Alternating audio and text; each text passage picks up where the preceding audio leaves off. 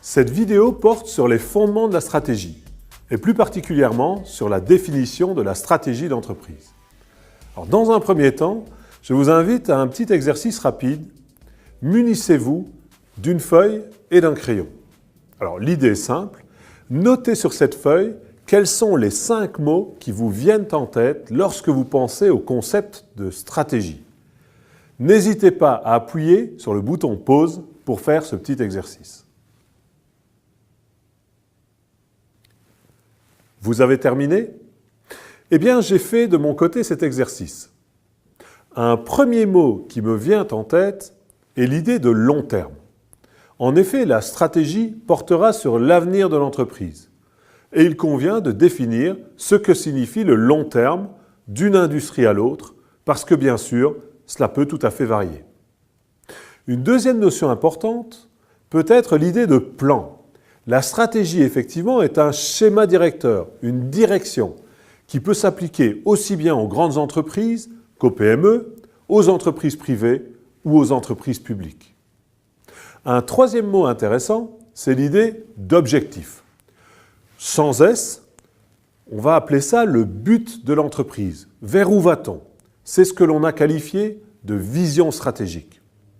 Et bien sûr, cette vision stratégique sera déclinée en différents objectifs stratégiques, généralement plus quantifiables, qui vont s'adresser aux différentes parties de l'entreprise, à ses différents départements.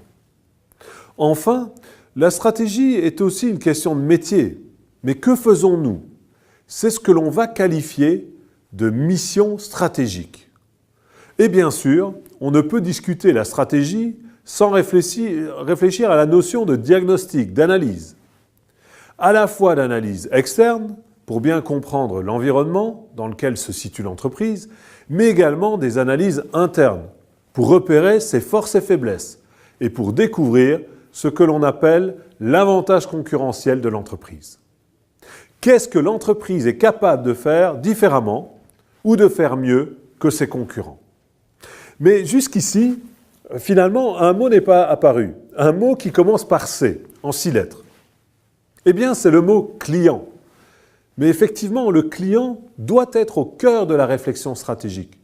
Non seulement ses attentes et besoins actuels, mais également ses attentes et surtout besoins futurs. Le client constitue une des parties prenantes importantes de l'entreprise. Et l'on comprend bien que la stratégie consiste à créer de la valeur ajoutée pour l'ensemble de ces parties prenantes. Le client, bien sûr, mais aussi les actionnaires, puisque les actionnaires rechercheront notamment du profit. Mais dans ce cadre-là, on voit combien le profit est un moyen pour atteindre la vision et la mission de l'entreprise.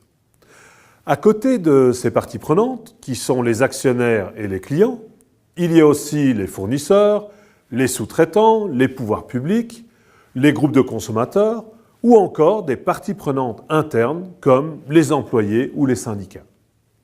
Il convient donc, lorsque l'on lance une réflexion stratégique, de veiller à mobiliser un maximum de personnes dans ce processus, dans cette réflexion. Mais finalement, pourquoi le dirigeant consacre-t-il autant de temps à définir une vision, à définir des missions, des objectifs stratégiques, à mener un diagnostic, à mobiliser différentes parties prenantes?